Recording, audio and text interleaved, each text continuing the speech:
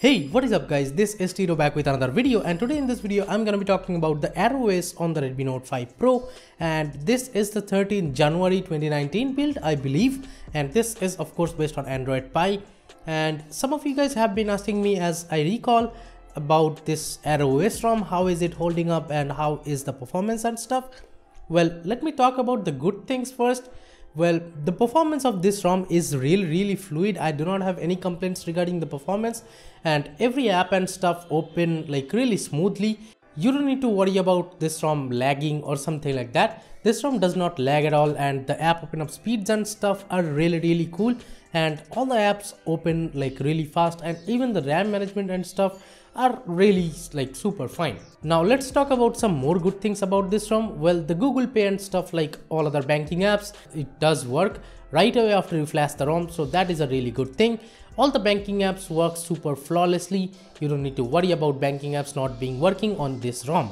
Now let's talk about another good thing, is that this ROM has customizations, and all the customizations are over like in the settings are pretty convenient.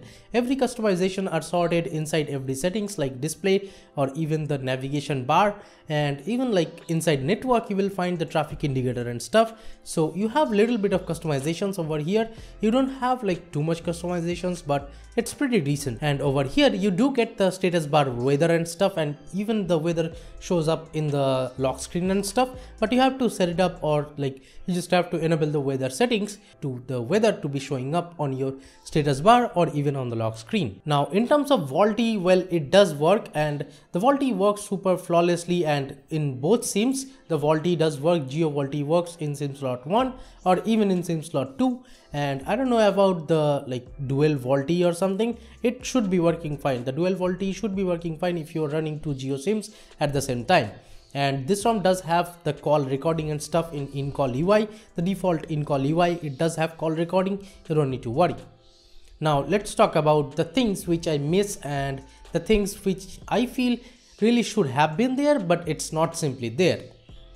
So let's start it from here.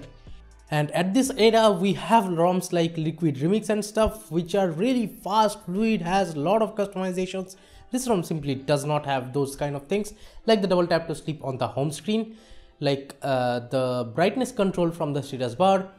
So over here you get no camera to API, no MIUI camera. So this really makes this ROM a really bad or a really deal breaker for many of us. And even for me, I do not consider this ROM as my daily driver, because this ROM simply does not have the MIUI camera in it.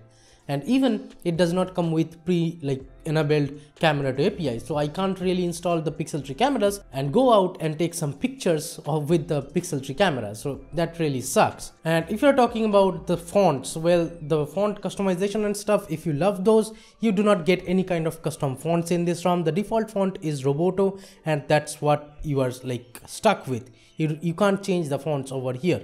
And there are no button customization, like you can't really hold the power button and like to toggle torch when the device is locked. So those features are really important at night, like whenever the room is totally dark, you want your torch to be like toggled when whenever you hold and tap and hold the power button. It simply doesn't work, or you do not have those kind of features over here. Do keep that in mind.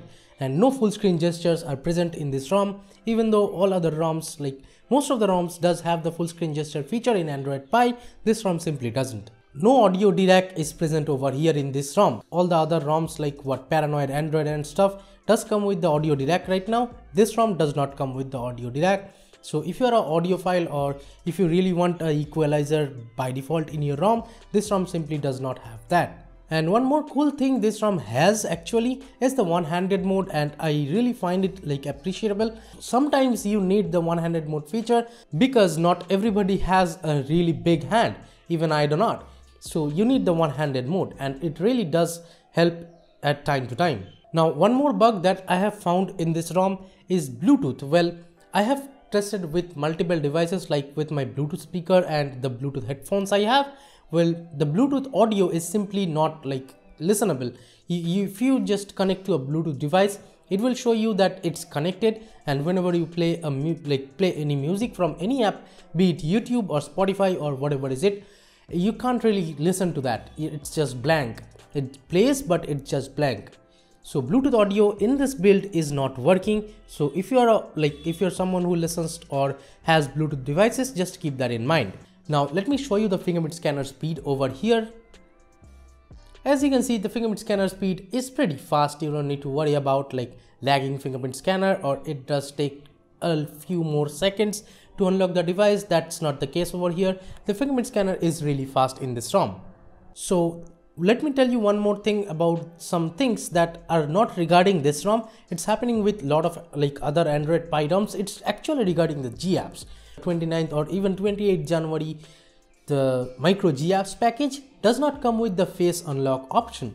I don't know why and why they removed it. And I think if you have an older GApps of the micro GApps, if you have an older build of the micro GApps, it should be having the face unlock, but right now it's not simply there. So if you are someone who uses face unlock, you have to, like, I'm just saying that it's not there in micro GApps. You guys know that I love micro GApps, so that's why I keep flashing micro GApps. But right now, if you want face unlock, I think you have to go with some other like higher end GApps like stock and something. So that is pretty much it, guys. Thank you so much for watching this video. Give it a thumbs up if you liked it. Subscribe to the channel down there if you have not yet. This is Tito from KDN Tech signing off for today, and I'll be catching you guys in the next one. Bye bye now.